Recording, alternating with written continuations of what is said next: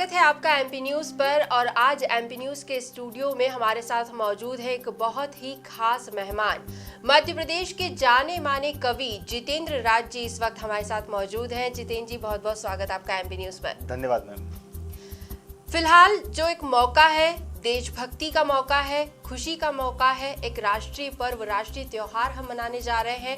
अब ऐसे में यहाँ पर हमारे देश से कई तरह के मुद्दे निकल कर आते हैं, कई तरह की बातें सामने आती है। कभी बात युवाओं की जाती है, तो कभी सीमाओं पर लड़ रहे सैनिकों की बात की जाती है। यहाँ पर जब एक कवि हमारे साथ मौजूद है तो ये जानना भी ज़रूरी हो जाता है कि काव्य के माध्यम से किसी भी संदेश को जनता तक पहुँचाना, लोगों के बीच पहुँचाना काफ़ी मुश्किल होता है। लेकिन जब बात जितेंद्र जी की हो रही हो तो यहाँ पर हम देखते हैं कि कोई भी संदेश हो ये काफ़ी आसानी से उभर कर सामने आता है। तो ऐसे में जितेंद्र जी, आपसे ही हम जानना चाहेंगे कि काव्य अपने आप में काफ़ी कठिन माना जाता है, लेकिन आपके लिए ये सरल है, ऐसा कैसे? नहीं मैम, काव्य कभी भी कठिन नहीं है। काव्य जो है वो एक ऐसी सरस धारा है जो कि सदैव मनुष्य के हृदय में, मनुष्य के मन में लगातार बहती रहती है। सिर्फ हम यदि अंतर कहीं पाते हैं और यदि कहीं दूरी पाते हैं तो उससे जुड़ने में जी, यदि आप उससे जुड़ाव महसूस करेंगे तो काव्य और साहित्य अपने आप में एक ऐसा वृहद पृष्ठ है जिस पर जीवन के तमाम सभी प्रकार के प्रश्न भी आपको मिलेंगे, प्रश्न के साथ उत्तर भी मिलेंगे, उनका समाधान भी मिलेगा और सभी तरह का रस और आनंद जो है वो हमारे साहित्य में और काव्य में उभर कर सामने आता है। ये हमारे काव्य की विशेषता है जी। और काव्य के माध्यम से देशभक्ति को लोगों तक पहुंचाना, आपको क्या लगता है, किस तरह से आपके लिए ये बात? बिल्कुल, काव्य जो है अपने आप में कवि को भी मुखर करता है और सभी मानवों को मुखर करता है। तो कविता के माध्यम से यदि अपनी हम बात रख पाते हैं और वो किसी के हृदय में यदि देशभक्ति की एक उम्मीद जगाती है या देशभक्ति की भावना यदि उसको प्रेषित करती है, तो ये हमारे काव्य की, मेरी ही नहीं सभी कवियों की, ये अपने आप में एक विजय होती है, एक जीत होती है। और ये सिर्फ मेरी ही नहीं, कलम की जीत है मैम अपने आप में। जी, जितेंद्र जी की अगर बात की जाए तो वे काफ़ी सारे राष्ट्रीय मंचों पर भी अपनी प्रस्तुति दे चुके हैं और उन्हें काफ़ी सराहा भी गया है। तो जब मौका है देशभक्ति का और मौजूद है हमारे साथ वो एमपी न्यूज़ के स्टूडियो में खुद, तो क्यों ना सर आपकी तरफ से कुछ पंक्तियां हो जाए। बिल्कुल बिल्कुल मैम, देखिए मैं प्रयास करता हूँ। देखिए, हम गणतंत्र दिवस की बेला में जिस तरह ये आपने राष्ट्रभक्ति के लिए ये प्रसंग निकाला है, तो मैं यहाँ पे अपनी एक कविता यहाँ पे प्रस्तुत करना चाहूँगा, कुछ पंक्तियाँ कि राष्ट्र को समर्पित वीरों का सम्मान होना चाहिए, राष्ट्र को समर्पित वीरों का सम्मान होना चाहिए, उनके अतुल बलिदान का यशगान होना चाहिए। ऐ माँ, तेरी इस कोख को भी है छत नमन, तुझे अपने लाल पर अभिमान होना चाहिए। माँ भारती की रक्षा हेतु होते हैं कुर्बान ये, और ये अभिमान केवल उनकी माँ को नहीं होना चाहिए, प्रत्येक देशवासी को होना चाहिए साहब। बिल्कुल, मेरा निवेदन ये है, मेरा आग्रह ये है कि राष्ट्र को समर्पित वीरों का सम्मान होना चाहिए, उनके अतुल बलिदान का यशगान होना चाहिए। ऐ माँ, तेरी इस कोख को भी है छत नमन, तुझे अपने लाल पर अभिमान होना चाहिए। माँ भारती की रक्षा हेतु होते हैं कुर्बान ये, माँ भारती की रक्षा हेतु होते हैं कुर्बान ये, है वीरता का प्रतीक ये, है राष्ट्र का सम्मान ये, सच्चे अर्थों में है बेटे आन बान और शान ये, इनके सच्चे शौर्य का गुणगान होना चाहिए, राष्ट्र को समर्पित वीरों का सम्मान होना चाहिए। जी बिल्कुल। तो जैसा कि एक एक पंक्ति जो है यहाँ पर सार्थक नजर आ रही है, वो वीर, वो सैनिक जो अपना सब कुछ पीछे छोड़कर, अपना परिवार हो, अपना प्रदेश हो, अपना जो नेटिव प्लेस होती है उसे छोड़कर भी सीमाओं पर लड़ने के लिए पहुंच जाते हैं, कई महीनों तक अपने परिवारों से दूर रहते हैं। अगर इतना बलिदान वो कर रहे हैं तो बदले में उन्हें सम्मान देना हर एक भारतीय नागरिक का यहाँ पर कर्तव्य होना चाहिए। और बहुत ही सुंदर पंक्तियाँ आपने कही हैं यहाँ पर। जैसा कि हमारा जो राष्ट्रीय ध्वज है उसमें हम देखते हैं तिरंगा उसे कहा जाता है, 3 रंग होते हैं, केसरिया, सफ़ेद और हरा। अभी आप पर भी केसरिया रंग काफ़ी जम रहा है। और केसरिया रंग की जब बात होती है तो इसे माना जाता है सनातन धर्म से जुड़ा हुआ। सनातन धर्म अगर हम देखें तो कहीं ना कहीं आज थोड़ा सा बैकफुट पर है, क्योंकि मॉडर्नाइज्ड होती जा रही है लाइफस्टाइल जो है, हमारी जीवन शैली में काफ़ी बदलाव हुए हैं, आधुनिकता की तरफ हम बढ़ते जा रहे हैं। अब ऐसे में सनातन धर्म को जन जन के बीच ले जाना और ख़ास तौर से युवाओं को इसकी महत्ता समझाना, आपको क्या लगता है कितना ज़रूरी है? मैम, सनातन धर्म हमारे अंतस में समाहित एक ऐसी परंपरा है जिसके लिए हमको कोई आंदोलन नहीं करना होगा कि हम भगवा वस्त्र धारण कर लें या भगवा ध्वज लेके हमको कोई आंदोलन खड़ा करना है, ऐसा नहीं है। सिर्फ हमें अपने पुरातन को, अपनी परंपरा को स्वीकार करना होगा, उससे जुड़ना होगा। देखिए, मैं आपको एक बहुत ही सरल उदाहरण देने का प्रयास करूं यहाँ पर कि ये जैसे कोई पात्र है, वो किसी द्रव्य से, मान लो जल से भरा है, तो उसमें और अधिक जल या कोई और वस्तु डालेंगे तो वो जो है ओवरफ्लो होगा, जिसको आप कहते हैं, बाहर गिर जाए। हाँ, लेकिन यदि आप चीनी उसमें डालेंगे तो ये हमारी जीवन शैली को मात्र चीनी डाल के उसमें मिठास घोलने का काम जो है वो सनातन धर्म करता है और कर सकता है। मात्र हम उससे सिर्फ दूर हैं तो इतने हैं कि हम उसे स्वीकार नहीं कर पा रहे हैं। अपनी व्यस्तता में, अपनी प्रकृति में हम इतने लग गए हैं कि हम सनातन को पूरी तरह भूलते जा रहे हैं, जो कि गलत है। मन में एक कोना ऐसा रखिए आप जिसमें हमेशा सनातन का और परंपरा का स्वागत हो, उसका मान हो, उससे हम जुड़ के रहें। ये जुड़ाव अति आवश्यक है आज की पीढ़ी के लिए भी और आने वाले भविष्य के लिए भी। जी, सरल शब्दों में ये भी कहा जा सकता है कि अच्छे फल अगर आप पाना चाहते हैं तो जड़ों को ज़मीन में बनाए रखना काफ़ी ज़रूरी है, और वही सनातन धर्म जो है वो हमें सिखाता है। सर, काव्य की और सनातन धर्म को अगर हम यहाँ पर जोड़ने की कोशिश करें तो क्या कुछ बाहर निकल कर आए? बिल्कुल, देखिए, मैं प्रयास करता हूँ अपना स्वरचित एक मुक्तक में आपके सामने रखने का प्रयास करता हूँ 4 पंक्तियों में कि मंदिर प्रणम्य है किंतु, मंदिर प्रणम्य है किंतु घर भी नमन के योग्य है। मंदिर प्रणम्य है किंतु घर भी नमन के योग्य है। चरण वंदन कीजिए कर भी नमन के योग्य है। और अटारी पर खड़े अभिमान में विस्मृत हुआ यह सत्य भी, इस भवन की नींव का पत्थर भी नमन के योग्य है। इस भवन की नींव का पत्थर भी नमन के योग्य है। हमें नींव को प्रणाम करना ही होगा। हम अटारी पर खड़े होकर नींव की उपेक्षा नहीं कर सकते हैं, उपेक्षा नहीं कर सकते। हमको नींव को प्रणाम करना ही होगा। हम नींव का सम्मान करेंगे तो अटारी हमें ज़्यादा आनंद देगी। अपनी एक कविता की चंद पंक्तियां आपके सामने रखता हूं। देखिए कि इसमें घर का कोना इस कविता का शीर्षक है, और घर तो एक मानक है। यहाँ पे आप मन भी ले सकते हैं कि हमारे मन में कोना कैसा होना चाहिए। हमारे मन में हम प्रगति की ओर इतना ज़्यादा गति से भाग रहे हैं कि हमने अपने इतिहास को, गौरवशाली इतिहास को, सनातन धर्म को लगभग भुला सा दिया है।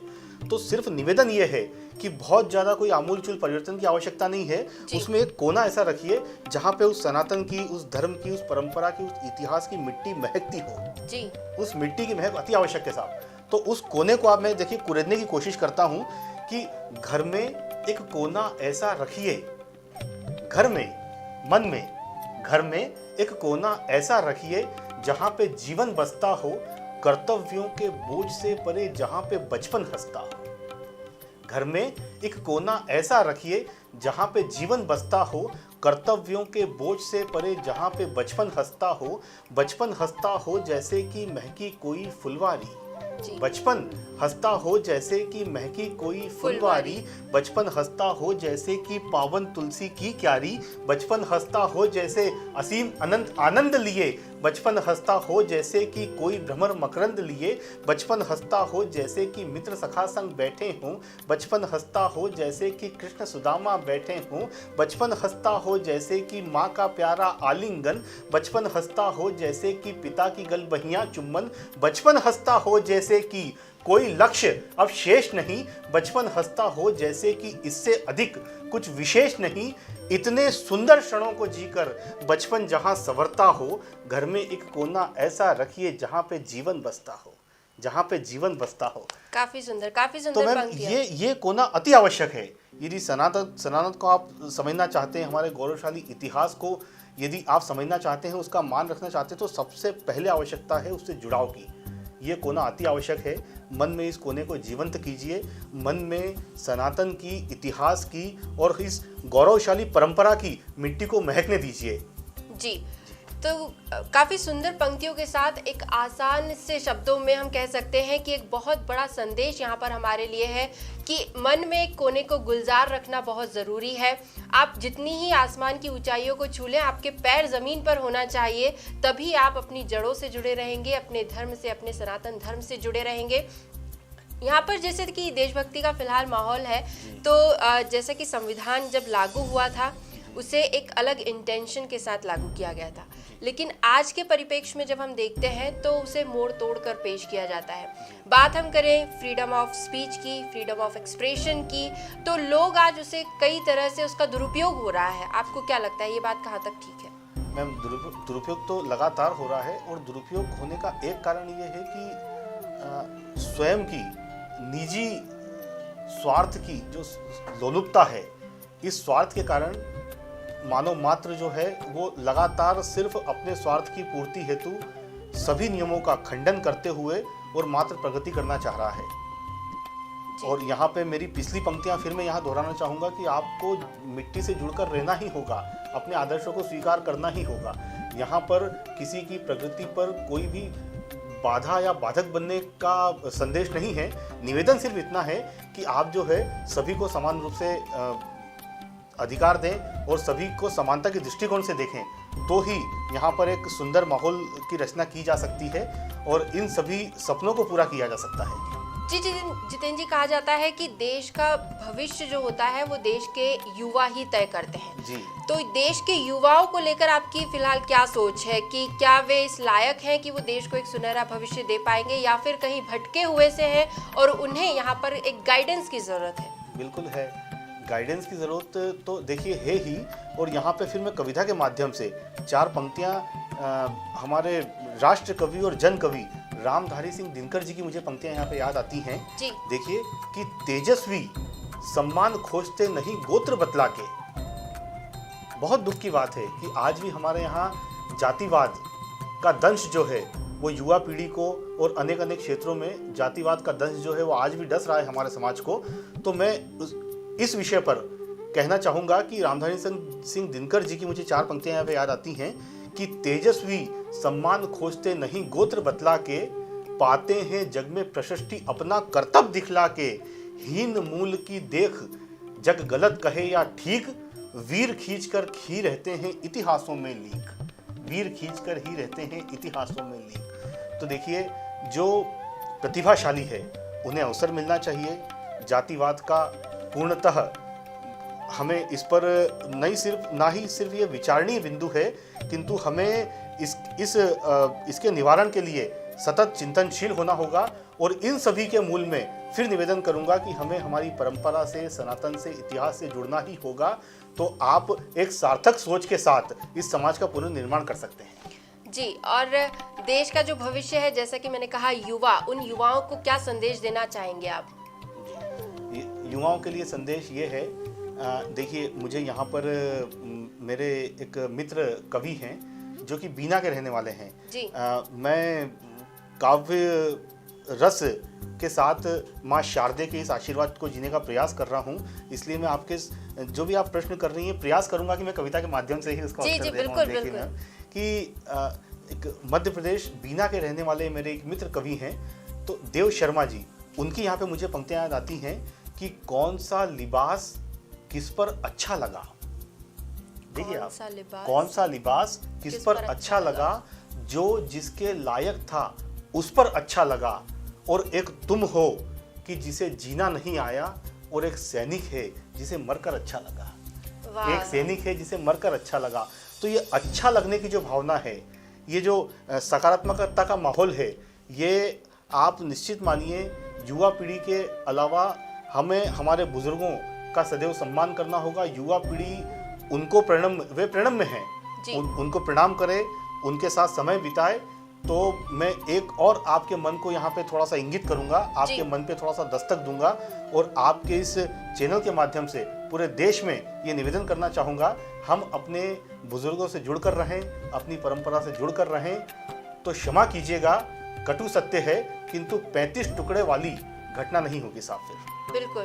तो ये अति आवश्यक है, आप अपनी परंपरा से जुड़िए, देश से जुड़िए। गणतंत्र दिवस के इस उपलक्ष्य में एक नया संकल्प लेकर अपने जीवन को एक पुनर्रचना के साथ और पुनः इसके मार्ग को प्रशस्त करते हुए और पुनः आप आगे बढ़िए। जी, तो जैसा कि जितेंद्र जी ने कहा, यहाँ पर बहुत सारी बातें ध्यान रखने के लिए है, लेकिन ये काफ़ी आसान है अगर उन्हें अपना लिया जाए। देश के वीर सैनिकों की बात की जाए जिनके मन में वीरता और देशभक्ति कूट कूट कर भरी हुई है, वो यहाँ पर सम्मान के लायक है।